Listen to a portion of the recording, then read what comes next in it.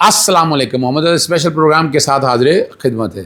Chief justice कल से जनाब सईद मंसूर अली शाह साहब होंगे, क्या कुछ कर सकेंगे? ये बड़ी मज़ेदार बात है। पाकिस्तानी तारीख़ में सत्यानाश जो इस निज़ाम का कर दिया है, वैसे कसूरवार कई शाह साहब ख़ुद भी हैं। चले मैं आज आपके सामने खुल के बात करूँ। इमरान खान साहब से मुलाकातें नहीं हो रही, और क्यों नहीं हो रही हैं वो भी आपको भी पता है, मुझे भी पता है। और कई दफ़ा ऐसे है जो फ़ैसले कर लेते हैं, वो अब वकील साहब अपने तौर पर फ़ैसले करते हैं, लेकिन मैं कई बातें जो है ना, मैं सियासी तौर पर या इन चीज़ों को बेहतर समझता हूँ, मैं इसलिए बात आपके सामने रख देता हूँ क्या होना। और यूट्यूबर के अगेंस्ट क्या कार्रवाई हो रही है वो आपके सामने, मकामी किसान के साथ कितना जुल्म और ज़्यादती है वो भी आप समझ लीजिएगा। टीवी प्रोग्राम था मोना आलम के साथ हम न्यूज़ में, और मैंने आज खुल के बोला है वहाँ, सुन लीजिएगा मेरी बातें सारी, आपको अंदाज़ा हो जाएगा कि मैंने क्या क्या बातें कही। आपको पता है आजकल यूट्यूब टोटल फोकस किया हुआ है फायरवॉल ने, बाकी अब चैनल की वो पोजीशन रह नहीं गई ना। मैं चैनल सब्सक्राइब करने का कहता हूँ, मैं लाइक करने का, वजह है कि नोटिफिकेशन ही पूरे नहीं जा पाते। चैनल की पोजीशन ये हुई पड़ी है कि नोटिफिकेशन ही आप तक जा नहीं पाते। आप ज़रूर मुझे बताइएगा, जो भी आप कमेंट कर रहे होंगे तो बताइएगा ज़रूर कि कितने लोगों को अब नोटिफिकेशन मिल रहे हैं। नोटिफिकेशन समझना बहुत ज़रूरी है। अब आ जाएँ, कल से जस्टिस सईद मंसूर अली शाह साहब जो है ना, वो चीफ जस्टिस जाने जा रहे हैं। कायम मकाम चीफ जस्टिस, कायम मकाम ना। और मैंने आपको उस वक्त कहा था कि जब supreme court practice and procedure act में आकर इन्होंने जब साथ दिया जस्टिस काजी फाजी ईसा का, उसी वक्त कहा था कि ये पाँव पे कुल्हाड़ी मारने वाली बात है। यानी चीफ जस्टिस की आज कहाँ है बातें, आप अंदाज़ा लगाए ना। बेंच फिक्सिंग का मामला जो है आम ख्याल बेंचेस में किया जाएगा, चीफ जस्टिस उमर अता बिंदयाल साहब के दौर में शुरू हुआ था, और उन्होंने बड़ी ईमानदारी से काम किया, लेकिन वो कोई फेवर नहीं दिया। लोग कहते हैं बड़ी बातें करते हैं, गुड टू सी यू, इस तरह की बातें करते रहे। मैं उनको बड़ी अच्छी तरह जानता हूँ, जितना कुरान मजीद पे चलने वाले वो। और ठीक है, बहुत से लोगों को एतराज़ रहा होगा, लेकिन ये वाला सबसे जो जस्टिस सईद मंसूर शाह से दो गलती है मैं समझता हूँ। एक तो जस्टिस काजी फाइज साहब को फ़ायदा दिया, इनके खिलाफ रेफरेंस था, ओपन एंड शट केस था, मनी ट्रेल नहीं था इनके पास, और उसको वो मैनेज करने में कामयाब हो गया। ये हमारे दोस्त क़य्यूम सिद्दीकी साहब ने कहा था। और जस्टिस सईद मंसूर अली शाह साहब उस पलड़े में जाकर बैठे, असल पहली इब्तदा जो है ना वहाँ हो। अच्छा, वो समझ बैठे कि पता नहीं जस्टिस काजी फाइज साहब, पता नहीं क्या जस्टिस काजी फाइज साहब ने जो हाल किया जुडिशरी का आपके सामने बता दें रिकॉर्ड के ऊपर, क्या जो कुछ हाल किया आपके सामने नहीं है? ये बहुत बड़ा ब्लंडर कह दें, गलती कह दें, जो कुछ भी किया, फिर वो भुगतना तो पड़ेगा ना जी। आपको भुगतना आपने है और आप भुगत रहे हैं। मैं जस्टिस सईद मंसूर अली शाह बहुत काबिल और इंटेलिजेंट आदमी, लेकिन यहाँ जो गलती हैं वो माननी पड़ेंगी। दूसरा, supreme court practice and procedure act के हवाले से, जो इसको जिला बख्शने के हवाले से, इसको प्रोटेक्शन देने के हवाले से कि जनाब चीफ जस्टिस के इख्तियारात डिवॉल्व हो जाएंगे। कहाँ डिवॉल्व होंगे? हाईकोर्ट में बता दें यार, असल तो डिवॉल्व होनी चाहिए थी हाईकोर्टों के अंदर, वहाँ तो कोई डिवॉल्व नहीं हुए। वहाँ तो चीज़ों से क्या करे, सफ़ेद करे, जो दिल चाहे वो करे, कर रहा है ना। आज कोई बात ना हमारे यहाँ पाकिस्तान तहरीक इंसाफ में से लोग बोल रहे हैं ना, यहाँ बात कर रहे हैं, बात कर रहे हैं ना यहाँ आकर बैठ कर। ये क्या तरीका है मैच फिक्सिंग, कोई सॉरी बेंच फिक्सिंग का, केस फिक्सेशन के हवाले से जो कुछ हो रहा है, कोई बात तो करे यहाँ पर बैठ कर। नहीं बात हो रही है, क्यों बात नहीं हो रही? बात होनी चाहिए। प्रेस कॉन्फ्रेंस कितनी नहीं, एहतजाज मुजाहरे वगैरह सारी चीज़ें होनी तो चाहिए ना, सामने तो आए ना चीज़ें सारी। ये सामने कैसे लाएंगे आप? इस तरह तो नहीं आ सकती है जिस तरह आप लेके आना चाहते हैं ना जी। जस्टिस सईद मंसूर अली शाह सुबह चीफ जस्टिस होंगे, कुछ नहीं कर सकते, हाथ बंधे हुए हैं। केस अगर फिक्स करना है, अगर लगाना है, वो कमेटी बैठेगी। अब वो कमेटी कमाल की बात है, पूरी नहीं। यानी चीफ जस्टिस साहब बाहर चले गए, जस्टिस और कॉन्स्टिट्यूशन बेंच के जो सरबराह है जैसे अपना जस्टिस अमीनुद्दीन साहब, वो भी अपना चीन के दौरे पर हैं, तो केस ही फिक्स नहीं हो सकता, कुछ नहीं कर सकते। ये वो एक दौर था जब रफ़ीक तारड़ साहब ने जस्टिस सजाद अली शाह साहब के ख़िलाफ़ मुस्लिम लीग नून ने ये सारा काम चला था। उस वक्त किस तरह से ब्रीफ केस उठाएगी और बेंच केस फिक्स किएगी, और किस तरह फेस मुख्तलिफ रजिस्ट्रियों के अंदर फिक्स हुए, केस आए, फिक्स हुए, केस लगे, और आपने वो सारा हालात और वाक़यात देख लिए। अब फ़र्ज़ करें आप कोई ऑर्डर पास कर भी दें, मैं एक बात कर रहा हूँ, आप ऑर्डर एक पास कर भी दें तो क्या होगा?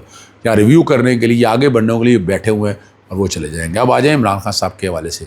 मैंने आपको पहले ही बताया कि मैंने वहाँ एक दरख्वास्त दी हुई है, 2 दरख्वास्तें दी हैं कि केस वहाँ से हटा लिए जाएँ केस वहाँ से हटा के केस लगाए।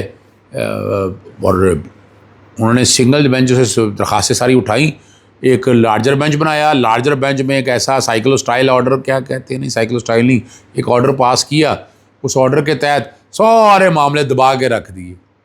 अगर कोई तौहीन अदालत की दरख्वास्त भी आएगी, यानी केस ही फिक्स नहीं हो रहा, यानी कैसा ऑर्डर है कि इंसाफ के दरवाजे बंद कर दी। और मैंने मुतफरक दरखास्तें दी, उस पर एतराज़ लगा दिया उन्होंने कहा कि जनाब ये तो अपना जो है ना, इसके ऊपर फ़ैसला कर लिया हमने, यानी सब फैसला हो चुका हुआ। भाई नहीं फैसला हुआ, मैंने तो दरख्वास्त ये दिया कि मेरा केस लदा किया जाए, उस ऑर्डर को मॉडिफाई किया जाए। उस ऑर्डर में है ही नहीं, यानी उस ऑर्डर के कॉन्टेक्स्ट के हवाले से जब मैं तो उसको मानता ही नहीं, और इसीलिए मैंने मुतफरक दरख्वास्त दी है।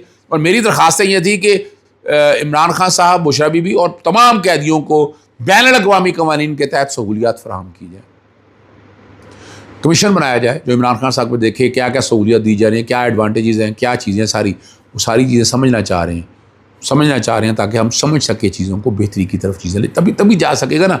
इस तरह तो नहीं जा सकते ना चीज़ों को लेकर। और हम कोशिश तो यही करते रहते हैं। अगर मकसद समझना ये है कि हम हालात और वाक़यात ऐसे बनाना चाहते हैं कि जिससे आप समझ सकेंगे, या इंसाफ दिखता नहीं, होता हुआ भी नज़र आना चाहिए ना, हो ना इंसाफ भी। यहाँ इंसाफ कहाँ यहाँ हो रहा है। और इमरान खान साहब की तौहीन अदालत की दरखास्तें कोई लगनी नहीं है, जितना मर्जी शोर डालते रहे। इसका तरीक़ाकार यही है, मैं आज समझता हूँ। एक तो मैंने मुतफरक दरखास्त दी है, इसमें आप उस ऑर्डर को चैलेंज करें, नहीं तो एक नई रिट फाइल करें कि जिसमें ये सारे पॉइंट उठाए जाएँ, ये सारे, और आप बड़ी आसानी से उठा सकते हैं। आपको आगे लेके चलते हैं। और जो ज़बरदस्त बात है, अगर ये कहा जाए कि पीटीआई के यूट्यूबर पर शायद हक अदा ना करे, तो यूँ कह लीजिएगा कि हक यूट्यूबर्स जो है हमारे दोस्त अहबाब, वो बात कर रहे हैं अब एक मनी लॉन्ड्रिंग के हवाले से, जो सुनने में आ रही है, कुछ इंक्वायरियाँ शुरू की हैं। अच्छा, उन अकाउंट्स के साथ जिन लोगों को पैसे कुछ जाते हैं, कुछ ज़कात के पैसे जाते हैं, कुछ ज़कात और खैरात के, कुछ सदक़े के पैसे जाते हैं, वो सारे अकाउंट ब्लॉक कर दिए। यानी आईडी कार्ड ब्लॉक किए, आईडी कार्ड के बाद अकाउंट ब्लॉक कर दिए। यानी यहाँ पूछ ही कोई नहीं रहा, यहाँ अदालतों में बेबसी है ना। यानी ऐसा निज़ाम, या फसायत का ये हाल है।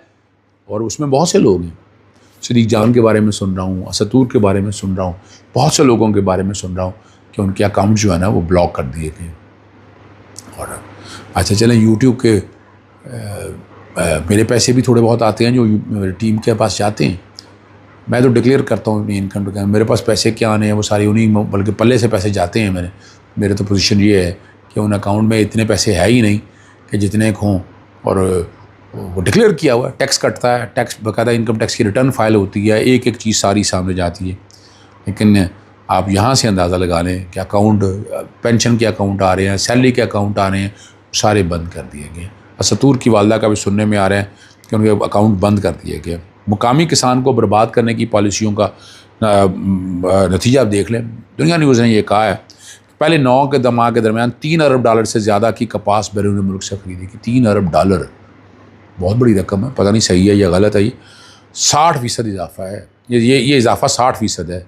सूती धागे पर हुकूमत ने 18% GST लगा रखा है, और यही अजनास ड्यूटी फ्री बरामद की जा सकती है। ये लोग अपनी जेबें तो भर रहे हैं, लेकिन मुल्क भी बर्बाद सारे हो रहे हैं। देखे कौन कर रहा है, और ये मुल्क भी बर्बाद कर रहे हैं जो समझ से बालातर है।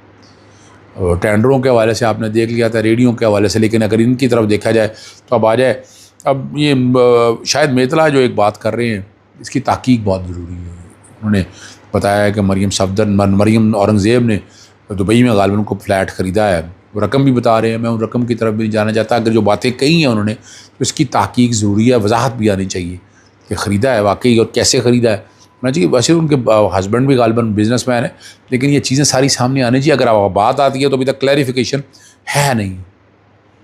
और कहा यही जा रहा है, बातें यही हो रही हैं कि शायद ये जो पैसा है इश्तारी मुहिम का, शायद उधर डाइवर्ट हो रहा है। पता नहीं हो रहा है या नहीं हो रहा, लेकिन ये अभी नैब शैब तो सारे करप्शन के दरवाजे तो सारे बंद पड़े हुए हैं ना। कौन सा करप्शन का दरवाज़ा जो इंक्वायरी और इन्वेस्टिगेशन सारे मामले में दे रहा है? नैब पर काटती है। अब बाकी पुलिस, FIA, सारा कुछ है, सिर्फ और सिर्फ किन का है? सियासी तौर पर इंजीनियरिंग चल रही है और उसी पे चल रहा है। गज़ा का मामला, शुक्र है मुस्लिम जमात इस्लामी के पास एक इशू तो रह गया ना कि वो गज़ा के मामले पे। बाकी महंगाई कहाँ गई? बड़ी बातें होती थी बिजली सस्ती करने के हवाले से, पेट्रोल सस्ता करने के हवाले से, कहाँ है। लेकिन अब देखें लोग सड़कों के ऊपर है, हेल्थ वर्कर सड़कों के ऊपर है, किसान सड़कों के ऊपर है। अब निकलना चाहिए इन सबको, इस गवर्नमेंट के अगेंस्ट निकलना चाहिए। ये गवर्नमेंट घर जाएगी तो आगे फ्री एंड फेयर इलेक्शन हो ताकि चीज़ें आगे की तरफ चले। देखते हैं कि आगे होती हैं कि नहीं, वो फैसला आपने करना है। इजाज़त चाहता हूँ। अस्सलाम वालेकुम, अल्लाह हाफ़िज़। पाकिस्तान जिंदा।